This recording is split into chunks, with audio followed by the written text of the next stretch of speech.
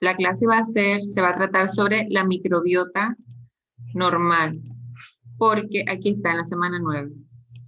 Porque para saber cuáles son los agentes patógenos que una persona puede padecer en una infección, es importante conocer la microbiota normal. Se le dice que la microbiota puede ser comensal o patógena. Comensal es cuando tiene una relación. Más que nada, no le causa daño, puede causar beneficios. Y patógena significa entonces que el organismo sí da fuerza, va a causar daño porque él mismo tiene alguna composición que le puede causar daño entonces a la persona. Antes se denominaba a la microbiota como flora. Se le conocía ahí que flora humana, la flora de tal vertebrado, etc. Pero eso se cambió porque flora nos estamos refiriendo entonces a organismos vegetales, y de ese tipo. Entonces se le cambió por el nombre de microbiota, que son los organismos microscópicos que pueden estar ubicadas en ciertas áreas de forma normal dentro del cuerpo humano. Miren esta diapositiva que tenemos aquí. Esta diapositiva me gusta mucho porque está el surfer está tan cerca del peligro, está súper cerca, y así nosotros estamos. Cuando nos exponemos a cambios dentro de nuestro organismo, cambios en las conductas higiénicas, cambiamos de edad, por así decirlo, cambios en la alimentación, cuando vamos de un lugar a otro. Entonces, eso puede afectar los organismos que están de manera habitual con nosotros, porque todos nosotros tenemos en nuestro cuerpo organismos de forma habitual que en realidad nos ayudan, nos benefician mucho. Entonces, así pasa. A veces tocamos manubrios de escaleras, puertas, etcétera, que por supuesto no son de nuestras casas. Y si estamos bajos de defensas, entonces podemos contaminarnos con esos microorganismos patógenos. Inclusive, a veces sin tener que tocar nada, tú los puedes respirar o puedes comer alimentos con organismos patógenos y estamos en realidad súper cerca del peligro. Por eso dicen que no comas en la calle porque puede haber algún tipo de contaminación, pero en realidad si nosotros compramos inclusive alimentos y los cocinamos mal, entonces también nos podemos contaminar. Entonces, la microbiota es el conjunto de gérmenes que conviven con el huésped en un estado normal, no le causan enfermedad. La composición para la especie humana es característica tanto en su número como en su distribución. En diferentes partes del organismo tenemos entonces, más que nada en el área del epitelio, tenemos bacterias en cantidades ya conocidas y diversos tipos de bacterias que se pueden encontrar allí. Hay factores que entonces van a definir déjenme ver aquí. Van a definir entonces la presencia de esa microbiota, como por ejemplo la edad, les había dicho, la alimentación, el clima, el pH, las hormonas. El clima, ustedes saben, por ejemplo, nosotros aquí estamos en un clima súper húmedo, tropical, hace calor, nunca estamos bien. Por ejemplo, ahorita esto está sumamente caliente hoy. Pero ya va a llover, así que va a bajar la temperatura. Entonces, todo eso, el sudor, afecta a nuestra microbiota. Las hormonas en diferentes, sobre todo en las mujeres, en diferentes etapas de la mujer, hasta del ciclo menstrual, puede afectar entonces la microbiota. La alimentación, la mala alimentación, por así decirlo, todo eso modifica entonces la microbiota. En las diapositivas dice flora porque no las he cambiado, las he dejado así. Entonces, estos organismos, ellos están de manera comensal, pero si las defensas o alguno de esos factores se modifican, hay algunos que pueden entrar en nuestro cuerpo de forma oportunista, como lo dice la palabra, que es un oportunista que se vale de algo que haya cambiado para poder entonces hacer o ejercer su efecto. Y ese microorganismo oportunista, al haber ingresado, por ejemplo, a los epitelios, a la piel, si están bajas las defensas, se puede volver entonces patógeno. La microbiota puede ser permanente, les voy a enseñar ahorita unas diapositivas en donde van a ver que siempre son los mismos tipos de microorganismos y las cantidades en los mismos lugares. Si nosotros cambiamos o modificamos algunos de los factores que les mencioné anteriormente, entonces podemos involucrar en la microbiota permanente alguna microbiota transitoria. Vamos a tal lado, tocamos cosas y podemos entonces contaminarnos o ingerimos alimentos. Entonces, cargamos con nosotros esa microbiota transitoria que puede ser oportunista y volverse patógena. Los organismos patógenos siempre van a causar enfermedad. Ellos, una vez ingresen en el organismo, no van a pasar desapercibidos, van a causar entonces daño. La colonización, entonces, se dice que es el mecanismo por el cual un organismo, entonces, se logra ubicar dentro de un sitio anatómico del cuerpo humano. Esa microbiota comensal nos ayuda mucho. Por ejemplo, ayuda en el metabolismo de muchos productos alimentarios. Por ejemplo, chicos, en el intestino delgado se da la absorción de muchos nutrientes. Esos nutrientes muchas veces van a estar cargados de vitaminas. Por ejemplo, la vitamina K es esencial para que nosotros tengamos nuestros factores de coagulación trabajando de forma normal. Si nos hacemos unas cortadas, etcétera, los factores de coagulación que se encuentran entonces en la sangre, ellos van a ser muchos dependientes de la vitamina K. Si la vitamina K no está en las cantidades normales en el cuerpo, entonces no van ellos a hacer su labor correctamente y podemos entonces padecer una hemorragia. Por eso es importante que ciertos microorganismos estén ubicados en sitios anatómicos que nos den beneficio y esos son unos de ellos. Proporcionan factores esenciales para el crecimiento. También, al estar nosotros cubiertos por esa flora comensal que no nos hace daño, ellos repelen microorganismos que son altamente virulentos, no los dejan ingresar, así que nos causan entonces un beneficio. También estimula la respuesta inmunitaria. ¿Por qué? Porque muchos de esos microorganismos que son beneficiosos comparten antígenos o comparten ciertas partes de ellos con organismos patógenos y eso nos crea una inmunidad entonces en el cuerpo humano. Nos ayuda a fabricar anticuerpos contra los microorganismos patógenos.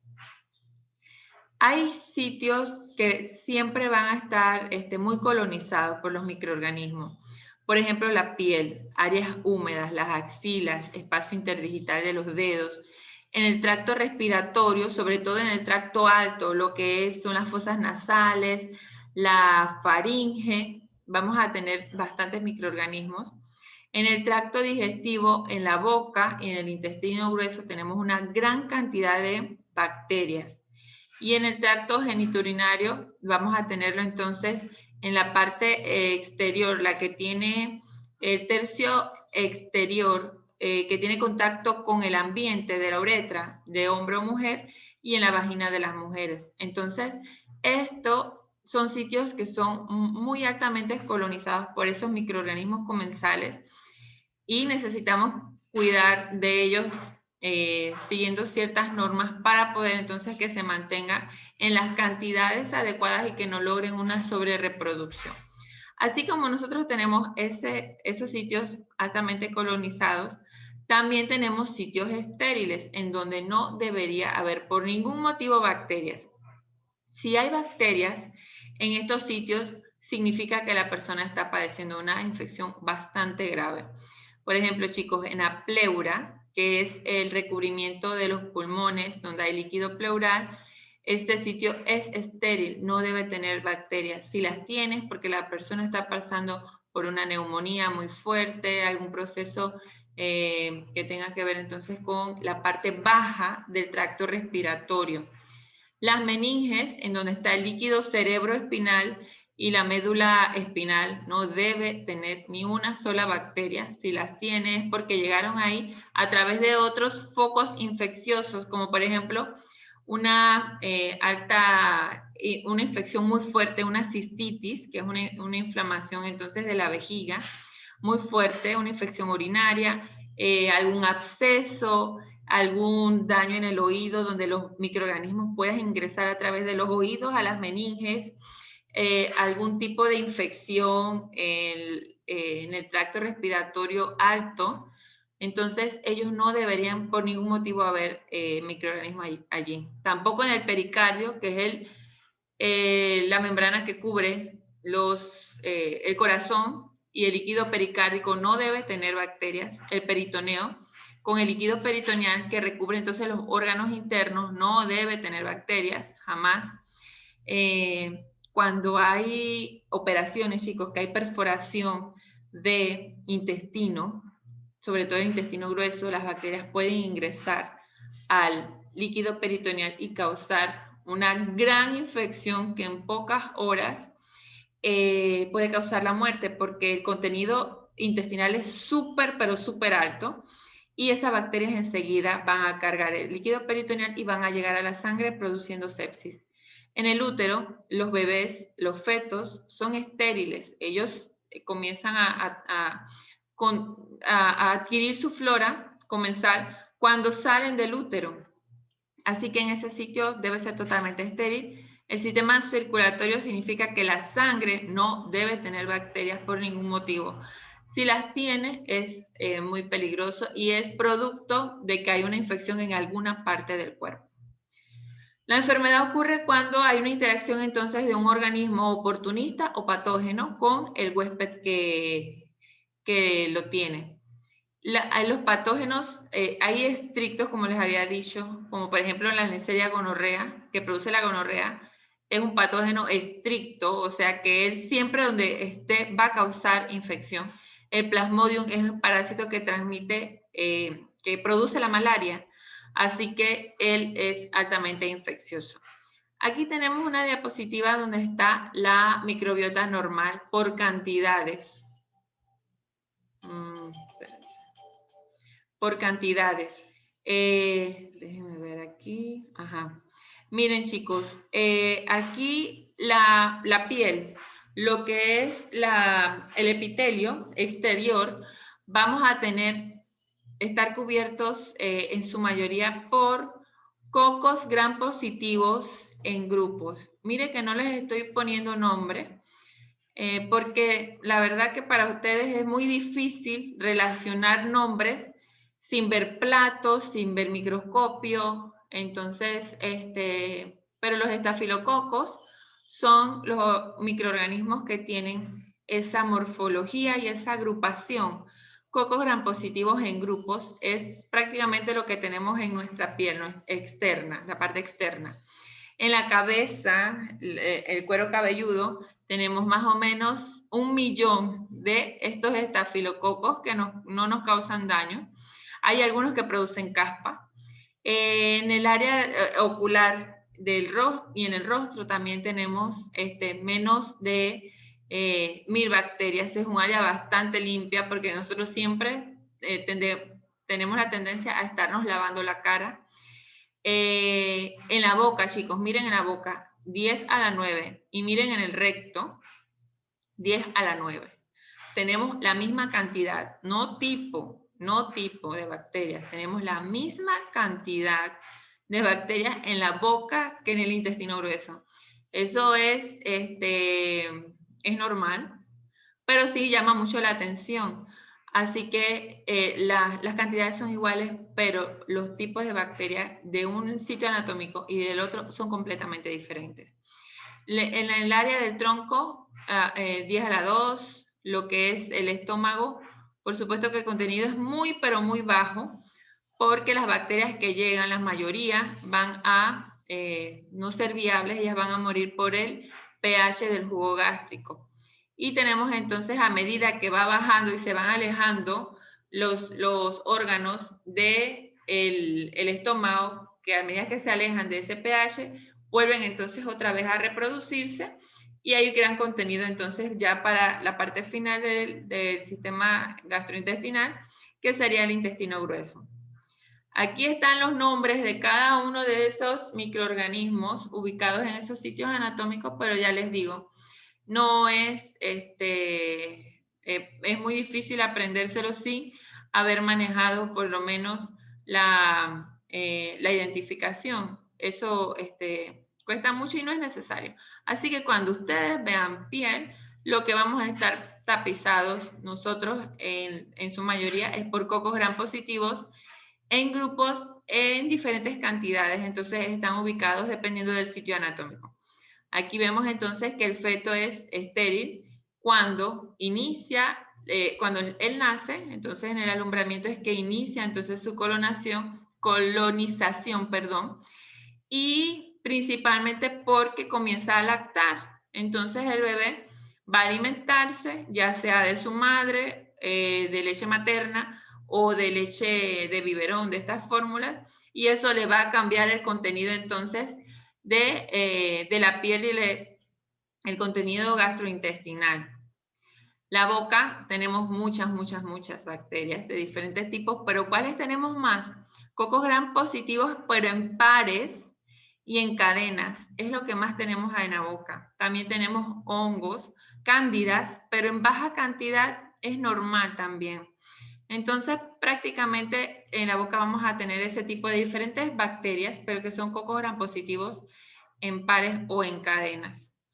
En la boca también, dependiendo de cada parte de la boca, allí tenemos diferentes tipos de bacterias.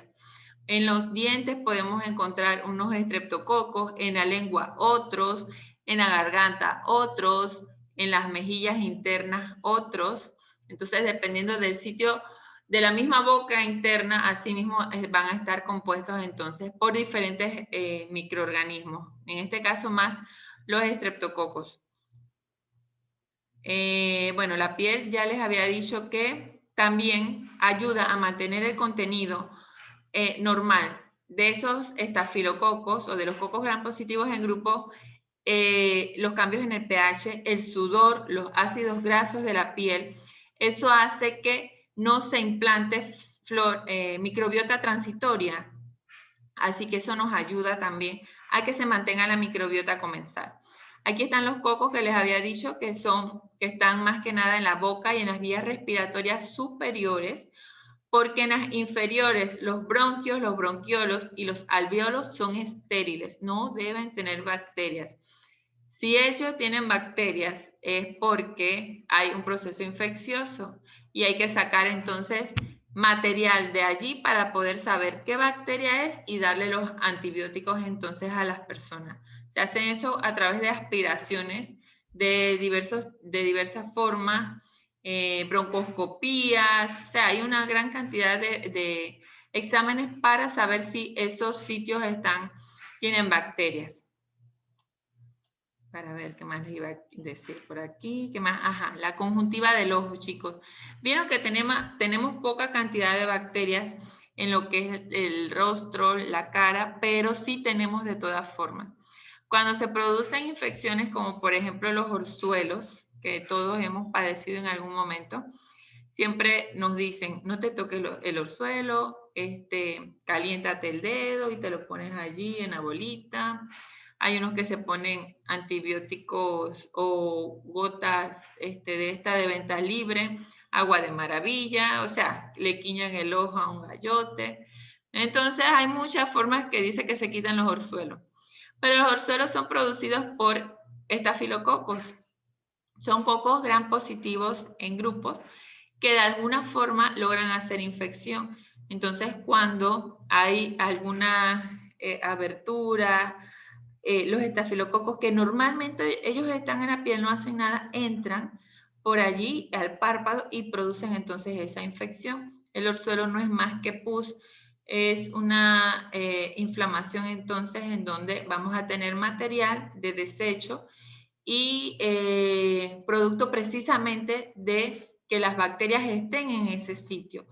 Lo más conveniente es que nosotros no nos estemos tocando ese tipo de lesión, porque entonces nos puede acarrear más problemas.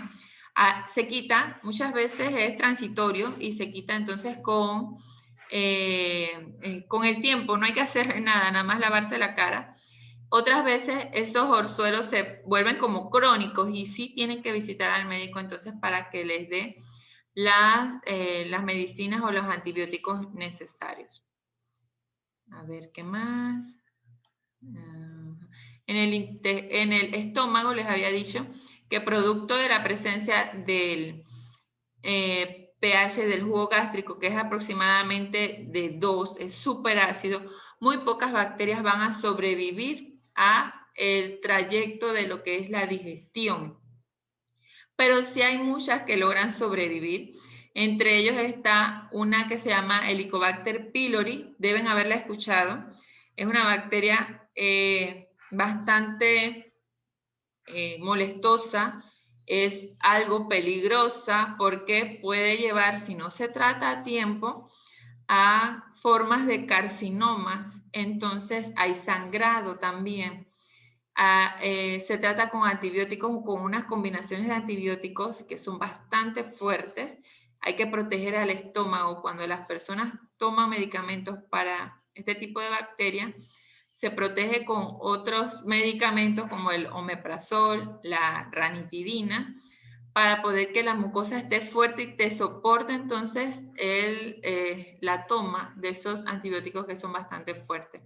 Así que ella es una bacteria que sí logra penetrar en la mucosa estomacal y causa entonces daño, pero su mayoría no debería entonces tener bacterias.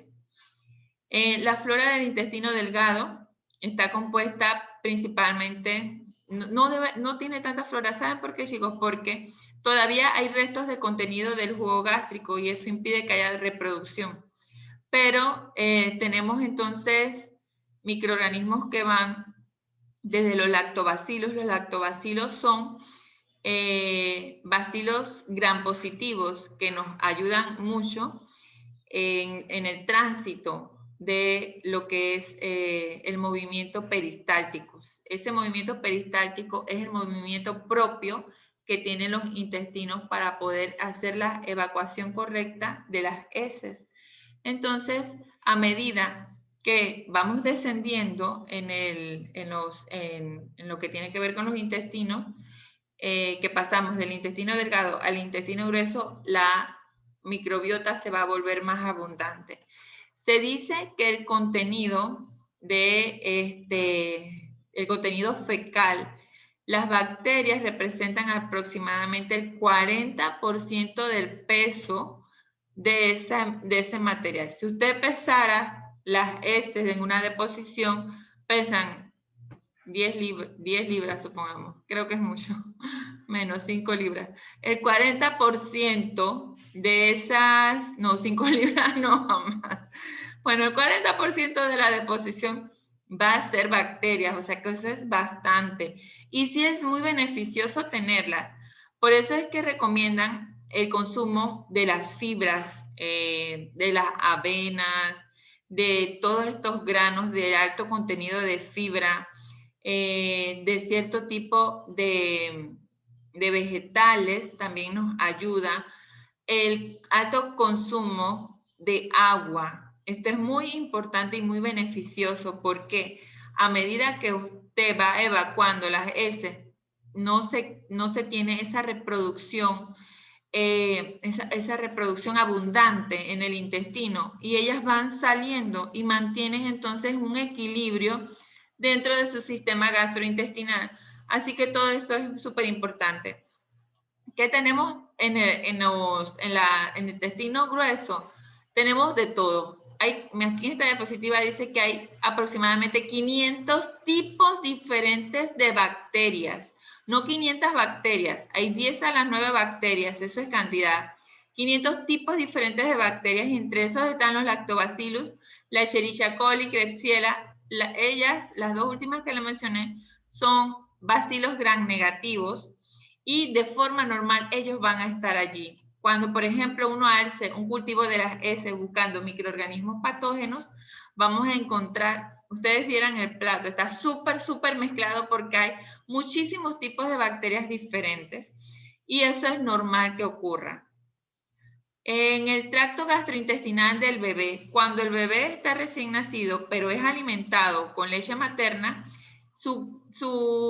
el contenido de las heces de él va a tener estreptococos, que son cocos gram positivos en pares y cadenas, y lactobacillus, que son bacilos gram positivos, los azules.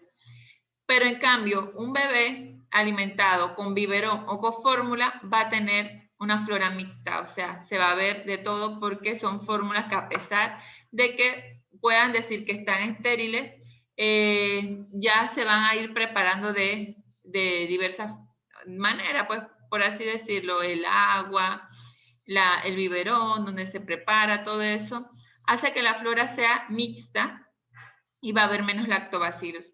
Al haber menos lactobacillus, los lactobacillus te ayudan en el correcto funcionamiento normal del intestino, y por eso dicen que este es otro de los beneficios de alimentar a los niños con leche materna. Ahora tenemos muchas leches de estas fabricadas. Estas fórmulas vienen ya tan súper bien pensadas, creadas, que incluso traen probióticos, que son bacterias que benefician la mucosa intestinal. Así que por eso es que ustedes ven que a veces los niños les mandan este tipo de leche de fórmula, y están altamente preparadas con alto grado de calidad. Así que estamos salvaguardando ahí entonces el contenido gástrico del bebé. A ver, ¿qué más por aquí? Esto todo ya se los he dicho. Esto también. Vamos a hablar la flora normal de la uretra. En el tercio que está en contacto con el ambiente, o sea, que ya sale al ambiente, no la parte interna de la uretra, que es el conducto que comunica entonces la vejiga, que contiene la orina, con la parte exterior del cuerpo humano. Esa parte externa, por supuesto que las personas van a estar colonizadas por microorganismos. ¿Y quién va a estar más colonizado? Por supuesto que las mujeres más que los hombres. ¿Por qué? Por anatomía.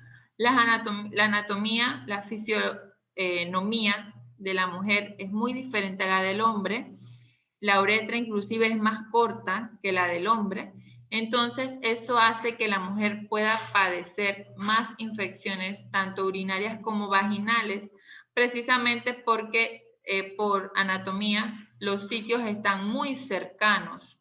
El recto, la vagina, la uretra. Entonces, eso hace que pueda haber una alta colonización con predominio a que ocurra una infección. Pero, chicos, eso solamente ocurre si hay cambios considerables, como por ejemplo cambios hormonales, el uso de ropa interior que no sea de algodón, que sea otro tipo de ropa interior, también hace que cambie entonces el contenido de las bacterias.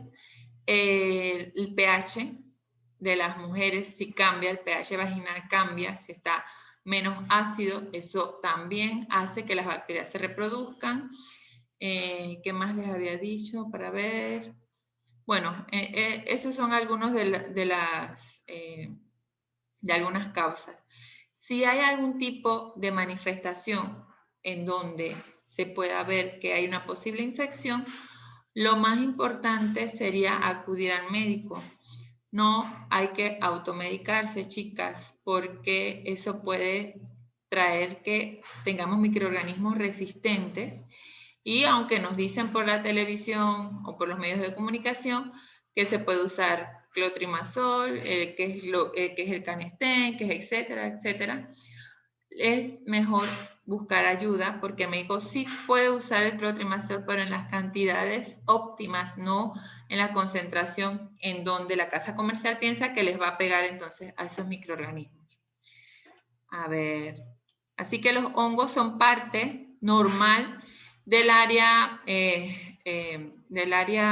genitourinaria de la mujer, pero cuando ocurre algún cambio, entonces ocurre también aumento en la producción y comienzan a hacer infección. A ver, ¿qué más por aquí? Ajá. A medida que la mujer va cambiando en edad, también va cambiando la flora normal de la vagina. Cuando las niñas nacen, el pH vaginal es ácido y va a haber muchos lactobacilos que son normales en esa área, que son bacilos gram positivos. Cuando es una niña, tiene un pH neutro, vamos a tener flora mixta de cocos y bacilos. Cuando la persona o la mujer está entre la pubertad hasta la menopausia, hay también pH ácido. Y en la menopausia vuelve a ser niña. Entonces comienza y regresa la flora mixta de cocos y bacilos. Otra causa que puede provocar que haya infecciones en esta área es el uso indiscriminado de los antibióticos o el uso de antibióticos para otro tipo de infección. Baja también entonces el pH, sube el pH y no tenemos el pH ácido que nos protege. A ver, ¿qué más por aquí? Bueno, chicos, vimos entonces parte de lo que es la microbiota. Esta microbiota es muy importante que nosotros la mantengamos. Tenemos que mantener las medidas higiénicas, lavado de manos, lavarnos entonces regularmente, bañarnos regularmente, el cabello, porque tenemos estafilococos que se llaman capitis, que producen caspa. Hay unos estafilococos que se llaman, no recuerdo ahorita el nombre, pero que producen el acné. No recuerdo bien la especie, pero producen acné. Miren, en la boca tenemos unos estreptococos que producen caries dentales. Les decía a sus compañeros del otro grupo que yo tenía una compañera que tenía una hija que tenía más o menos como 30 años. Y la muchacha de una caries que tenía, ingresaron al torrente sanguíneo los estreptococos normales que están en la boca y por medio de la sangre llegaron hasta las válvulas del corazón. Ahí dice en la diapositiva endocarditis, que es una inflamación de las válvulas del corazón. Entonces llegaron allí, se alojaron allí, ellos tienen preferencia por ese tipo de tejido, comenzaron a minarlo y lo dañaron. Entonces la muchacha tuvo que someterse a un trasplante o una colocación de válvulas nuevas. Esas válvulas creo que tienen que ser cambiadas o retiradas por nuevas no sé si son cada 10 o cada 20 años, y una persona súper joven, imagínense 30 años. Gracias a que la muchacha tenía una vida muy saludable, hacía mucho ejercicio, toleró muy bien la operación y está bastante normal, una persona normal. Tuvieron que hacerle, ya tenía un niño, tuvieron que hacer una operación para ya no tener niños porque es muy peligroso los partos por algún problema de hemorragia. Y también la muchacha de por vida tiene que tomar antitrombóticos como esos de la aspirina, porque su sangre tiene que estar muy líquida, no debe tener trombos porque puede causar entonces una complicación a nivel del corazón. Así que una simple caries, si nosotros no vamos al médico, a los dentistas, a evaluarnos nuestra boca, podemos caer en una enfermedad que puede ser claramente evitable, simplemente con el cuidado normal a tiempo y por bacterias que son normales. Ni siquiera estamos hablando de bacterias patógenas, sino de bacterias normales que están en la boca. Así que uno, como nosotros nos debemos querer mucho, siempre debemos estarnos revisando, chequeando cualquier cosita rara que veamos y eso entonces nos ayuda a mantener nuestra vida pues de forma normal. A ver, bueno, esto es un pocotón de bacterias que por supuesto yo no les voy a preguntar. ¿Algún comentario acerca de la clase, chicos?